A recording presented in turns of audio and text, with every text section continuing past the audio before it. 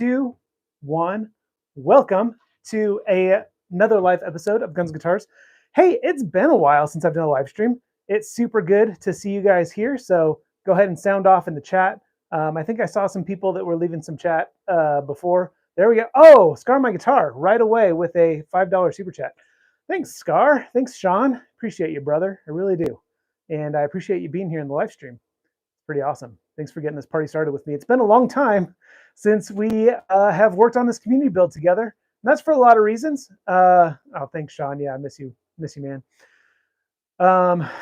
Yeah, it's been a long time, and I'll tell you guys why while we're doing our CNC carve here, just because it'll take probably 7 or 8 minutes to do. And so that'll give me a good time to kind of get you guys caught up. But we're just going to go ahead and jump right in. Basically, what we're doing today is we are doing the clear pickguard 2.0. Okay, the first one turned out pretty good. I'm actually very happy with it overall. It's set for, and of course I didn't bring it over here. I meant to bring it over here. But the humbucker cutout there for the ring was just slightly too small. Now, I totally could have just sanded it down some more, filed it some more to get it to fit. But I do have a new machine that I think is going to make an even better pickguard for us. Plus, we had talked about the idea, and I think we landed on in our last live stream, that you guys actually wanted the Guns and Guitars logo to be engraved on it as well. And so rather than trying to do that by hand, I thought that'd be better to just do on the CNC machine. So that's what we're going to be doing today. I already have the file already loaded. And again, I'll kind of tell you more about this machine kind of as we're going. But there she is. This is the FoxAlien XE-Pro. And basically, I'm very excited to review this on my channel because it is essentially all the issues that I had with the FoxAlien Masuda Pro, they listened and fixed with the XE-Pro.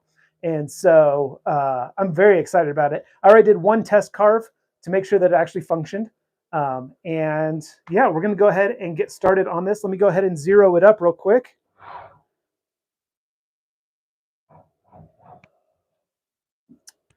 And that was too far.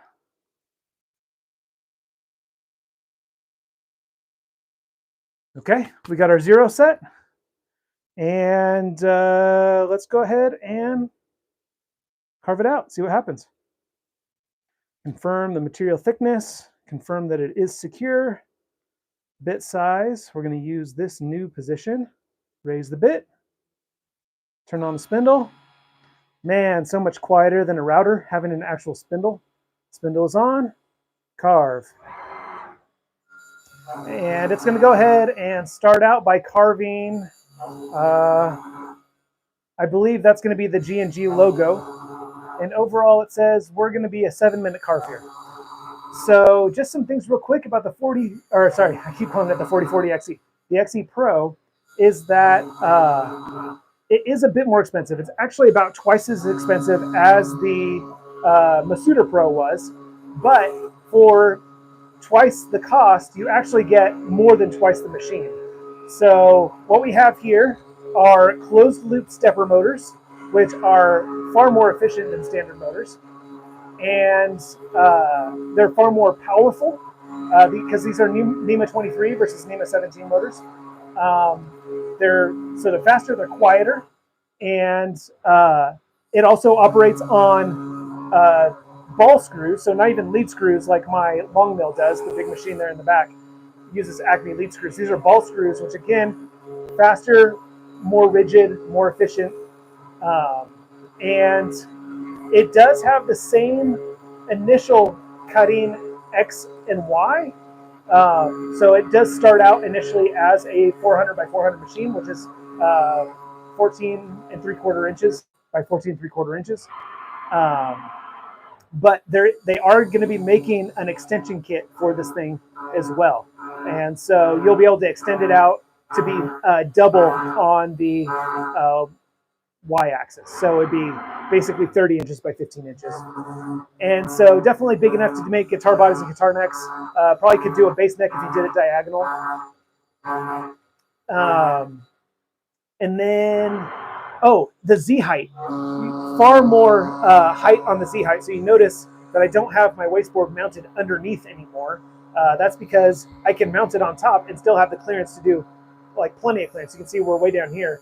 We can come way up here and have plenty of clearance to do a guitar body, which is awesome. So yeah, but using lead screws, not lead screws, ball screws instead of the belts, so it's not belt driven, so debris can't ruin the belt. As well as you can see that they put covers here to block the debris from getting in there anyway. So again, listening to our feedback when it comes to a CNC brand, I think the most important thing is customer service, community support, and just the fact that they listen to their customers. And so they took all of the constructive criticism I had with the Masuda Pro, and they made a machine essentially that is just an absolute beast. And so I do have an upgrade on here. These are linear guide rails. They just make the machine a bit more stiff. That's an optional upgrade. Love that about FoxAlien, that they generally will try to get you in as cheap as possible and then allow you to make upgrades later. That's why the machine comes with a 400 by 400 millimeter, and then you can buy the upgrade later if you want it. Same with the linear guide rails. There's one up there on the Z-axis as well. And so yeah, it just makes for a really great machine. Oh, it comes with a 400 watt spindle, which is awesome, and spindle's controlled by the computer, so you can set your speed and stuff like that, which is pretty awesome. So it automatically turns on and off with your software. You don't need to buy anything additional to make that happen, which is really nice. So and as you can see, it's cutting out pretty quick. We're about 70% of the way through there. So I do want to say at this point that I apologize that it's taken so long to get back into this community build. And I was trying really hard to get the community build done before I moved into my new house, but I just wasn't able to. We got really close, but just barely not quite. And because I wanted to get it done because I thought when we moved into our new home, I didn't know what YouTube was going to look like for me. I was going to be doing a lot more manufacturing and starting my guitar brand and stuff like that. And so I wasn't really sure what the future held. And future took me in a complete 180 direction of what I thought. I ended up accepting a full-time job as a tech director at my church and doing video production for them as well. And so that's really slowed down the YouTube stuff. So if you're wondering where I've been, that's kind of where I've been. I've been focusing in this season of life on that job. And so, yeah, but I'm still going to be making YouTube content here and there. I definitely want to get this community build finished up. And so I do want to apologize to you guys for taking basically like an 8-month break on it. And especially also want to apologize to Dylan Talks Tone, who made us some pickups for this project. And then shortly after that, I put the whole thing on hiatus. So apologize to Dylan for that. But yeah, I think maybe 2 more passes and this thing will be done. If you guys have any questions about this machine, I didn't tell you the price. I think this machine on Amazon right now will run you about $12.99, which is definitely not cheap, but it is like nearly a manufacturing grade CNC machine, as opposed to the Masuda Pro, which was 100% hobby grade. And so definitely all the, sorry, it's getting louder here because we're getting down deeper into that plexi material. But yeah, oh, another thing, if you do have a Masuda Pro and you want to upgrade, I sold my Masuda Pro for nearly what I paid for it. So these things really hold their value, especially since people really do want to be able to see a CNC machine function before they purchase it. I think people are willing to pay a little bit more on the user market for a machine that they can see runs really well. And so, all right, we're definitely through on this pass, and it definitely is the last pass, so it should be done here in a second. There we go.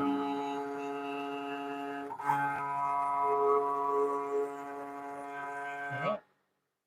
Beautiful. All done. And that carve went awesome. So let's go ahead and move you out of the way here. So you guys saw how fast and efficient this machine was.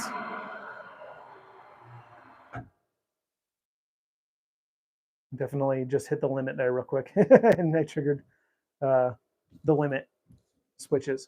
All right, because I was trying to move it out of the way too fast. So very fast, very efficient machine. I probably could go faster. I mean, I certainly could go faster, but I don't know the limitations of this bit in plexiglass. I'm just using just a little tiny 1/8 inch V bit. I did that because I wanted to have a bevel. It's another thing that I couldn't do in doing it by hand was I couldn't put a bevel on it. And this is really stuck down there. I stuck this down with carpet tape, which comes loose nice and slow. There we go. All right.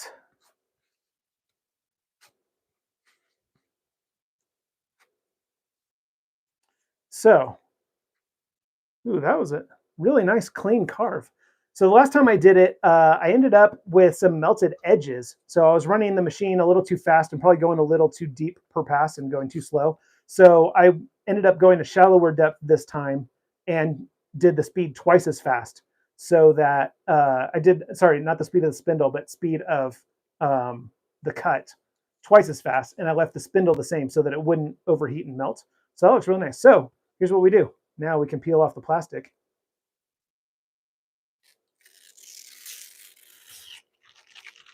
And have a look.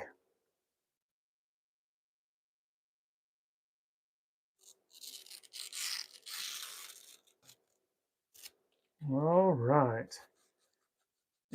We're going to have to figure out how to clean the fuzz out of that logo. But not too bad. That's a pretty slick looking pickguard if you ask me. So now we're going to head over to my other workshop, which is my finishing workshop. This is my sawdust throwing workshop. So go ahead and shut off the machine here. And we're going to head over there. And I haven't drank any of my coffee because I've been talking this whole time. So, hey, there I am again. Hey, Jamie, good to see you, man. Now that I'm actually looking at the screen, I can respond to your guys' comments. All right. And going back, I'm going to close the door real quick over here just so bugs don't get in.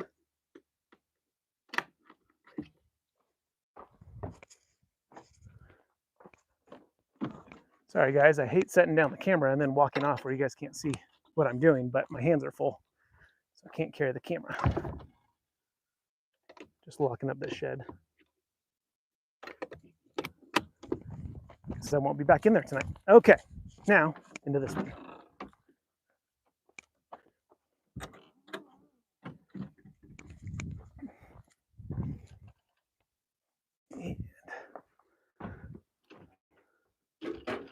And come on.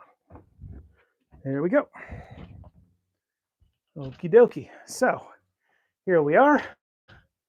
There's our beautiful build right there.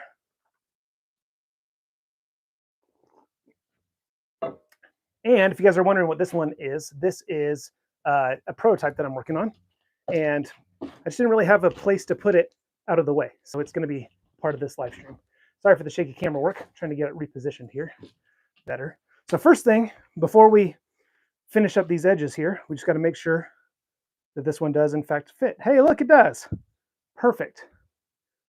As if I used exact manufacturing tolerances. Excellent. So that's going to go right there. We're going to, you know, I'm tempted actually just to leave it. What I was going to do is I was going to take a torch and I was going to torch the edges to make the edges nice and smooth and glossy. But I kind of like that the edges are kind of frosted. And they, this time, because I did nail the speeds, that frosting looks very even all the way around. We do have a nice bevel because I used a V-bit. I think I mentioned that already. So I'm actually going to let you guys decide if you think, oh, that's why this looks so hazy, is because the plastic is still on the inside of the logo. Go ahead and peel that off. While I'm fighting with this to peel it off, let me know if you guys like the frosted edges or if you want to see me flame torch it right now to get the clear edges. Some scars are good, is what Sean says. Does that mean that you like the frosted edges? Matt says to leave it. Jamie says he likes it frosted. All right, Brian says leave it. Yep, Jeffrey says leave it. Leave it. Hey, Jeffrey, good to see you, man. Sorry I didn't say hi to you sooner. I'm sure you were in the chat and I missed it. Mikey says clear it. First person to say clear it. And then Dino says frosted. Russell says I would leave it. Okay. It seems like the general consensus is that we are just going to leave it. So that's what we're going to do. Let's see if I made this hole right here big enough. So you can see I have it all laid out so you can see that we have everything that we need basically to finish it. There's a couple things that I'm going to get some opinions on. One is that you can see I don't have any humbucker rings yet. And I can't remember what we decided. And I actually think the reason why I can't remember what we decided is because we never actually decided. See, I didn't make that. I just barely made that not quite big enough to fit the bolt through there. So we'll get a drill bit and widen that out real quick. And so what color humbucker rings? We can't do direct mount, which I think would look kind of cool, but one, because the humbucker rings were already pre-drilled on this kit, as well as the fact that it's a set neck design, and so I have nothing to mount it to for the neck pickup. So we are going to use humbucker rings. Are we going to do black, chrome, or white? I think were the decisions that we couldn't decide. So I actually bought one of each. So I was hoping they would be here so we can make that decision tonight, but some of them aren't going to come till like Saturday. So next week when we're assembling this thing, if those of you who join in the live stream, you will help me be able to make the decision, and we'll just decide on the spot if we're going to use chrome, black, or white.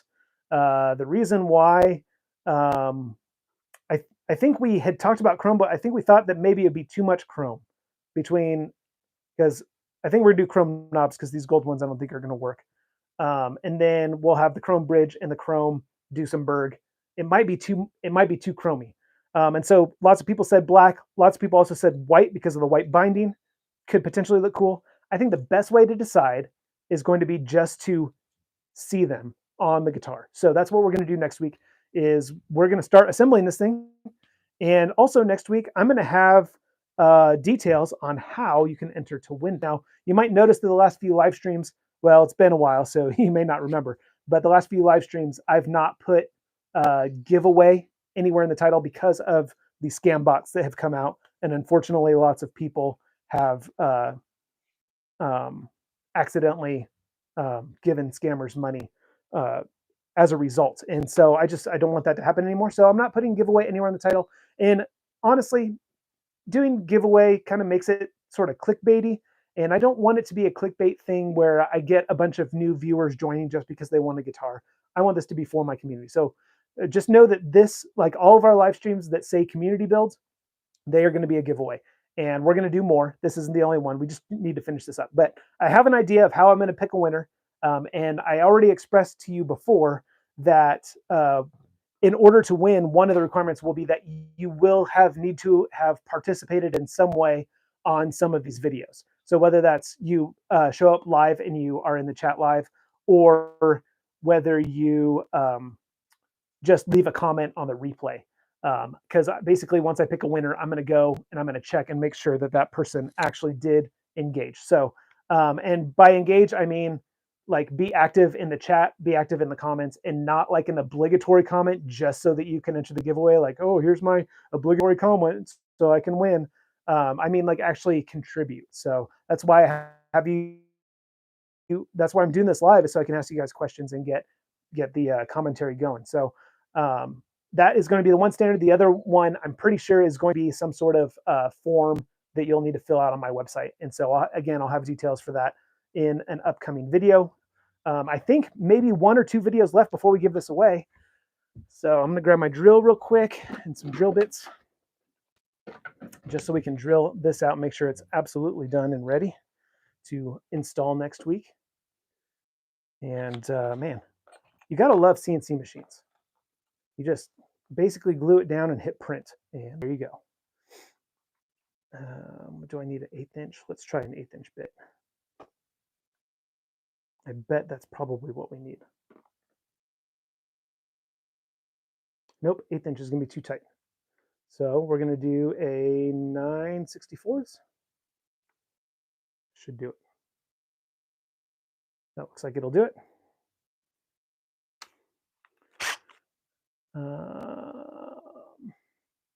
All right, so I've got a couple opinions on the binding. Now that I reminded you guys, you need to participate in order to have a chance at win. So Jamie Lamb said that he thinks black would look cool because it would match the burst. And then I think it was Brian. Sorry, Brian said that he thought that doing white because it would match the binding would look cool. Honestly, I think both could look very cool. And I'm just going to have to wait and see which one I like better. But which one I like better really has no bearing on this because this is your guys' build and you guys decide. So we'll decide collectively next week together. Oh, that's still, are you kidding me? It still doesn't fit. Okay. So what's the next size up after 9/64? It must be 11/64. Because that's smaller than 3/16, right? Yep. Stupid imperial standard system. Honestly, millimeters makes so much more sense.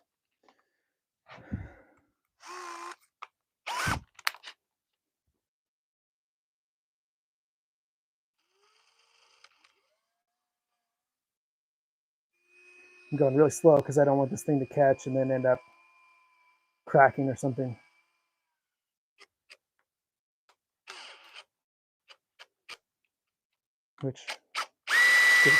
There we go. Okay, cool. All right, that was nice and clean. Painless. That's why it's better to just have the CNC machine do it. That way it can't get screwed up. There we go. Now we got a perfect fit.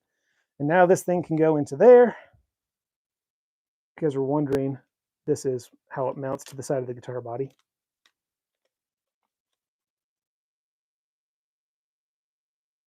We're just double checking that everything fits proper. So it's going to go something like that. I'm not used to seeing these things clear. So I'm not used to seeing that metal hanging in there. But yeah, it'll be something like that.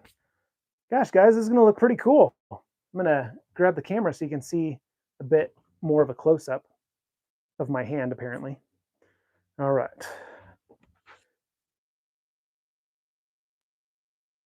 Not too bad, huh? Those Dylan pickups sure look sweet, don't they? Very cool. The chrome hardware. Very cool. Put you back in the tripod. I don't know about you guys, but I'm getting super excited. Are we reconnected? Yes, I think we are reconnected. So, sorry guys. I think probably this shed might be a little further from my Wi-Fi. I'm going to move you guys closer to the door. That should probably help a bit. Okay. So let's talk wiring on this build real quick. We talked about, so we got our two Dylan Alnico 8 humbucker size P90s. We got our piezo bridge, and we've got 4 holes for electronics plus a switch. And that's what it cut out when I was telling you about the switch. Has a cream little knob on it. That's not going to work. So I either need to get a different top for it or I need to buy a different switch. So I'll add that to the list along with the chrome knobs. Should we do chrome or black on that? Let me know in the comments. And yeah, so basically we got 4 holes and then we got our output jack. So I definitely want to do a stereo jack because we got the piezo and the magnetics. That way we can, if we want to, we could biamp them. So you could send one signal to an acoustic amp or an acoustic preamp and then the other signal to your pedal board. So I think we're going to do that, which means we'll also need to have a switch of some kind so we can switch back and forth between either stereo or mono. We also will need a volume control for the magnetic pickups and a volume control for the piezo pickups. Sorry, I keep getting distracted because I'm seeing your guys' comments. Thank you for commenting. Looks like maybe a black tip is what you guys are thinking would look best there. And somebody, Jeff also says black knobs too. Okay, so, that's up for debate because I don't think we ever decided. Black knobs or chrome knobs? You guys let me know. Like I said, there's lots of chrome on this guitar. And so I think chrome would look fine. I think black would also look fine. So Anyway, so yes, so we need a volume for the magnetics. We need a volume for the piezo. We got the three-way switch, and then we'll have a switch that does biamp or stereo. And then we could do another switch for oh, we need a tone knob probably. I think you guys probably want a tone knob. So that's 3 knobs and a switch. And so if we wanted to have a series parallel switch for the 2 pickups, I don't know if we want to do that. You guys will have to let me know in the comments. If we wanted a series parallel switch, then one of those would need to be a push-pull pot, and then the other one could be a mini toggle. Or technically, they could both be push-pull pots if you guys don't want to see mini toggles on there. We could do maybe a volume for each pickup, and a tone and volume for the piezo. And then we can do push-pull pot for stereo, push-pull pot for series parallel. I'm thinking maybe that's the direction that I'm leaning. You guys let me know. So it'd be, yeah, I guess volume for each pickup. If we do volume for each pickup, that is kind of Gibson style-ish, but we're supposed to do 2 tones as well, and we'd only have 1 because we only got room for 1, unless we want to drill another hole, which I don't think we do. So that's where we're at. Next week, we're going to start assembling, and we are going to be doing the wiring. And that's either going to be a really long live stream, or I'm probably only going to stream part of it and finish the rest of it off the stream. So yeah, we'll go ahead and sign off for now. Thanks, guys, for joining me. And again, next live stream, I will give you details on how you can win this build. So thanks again for joining. I'll see you guys later.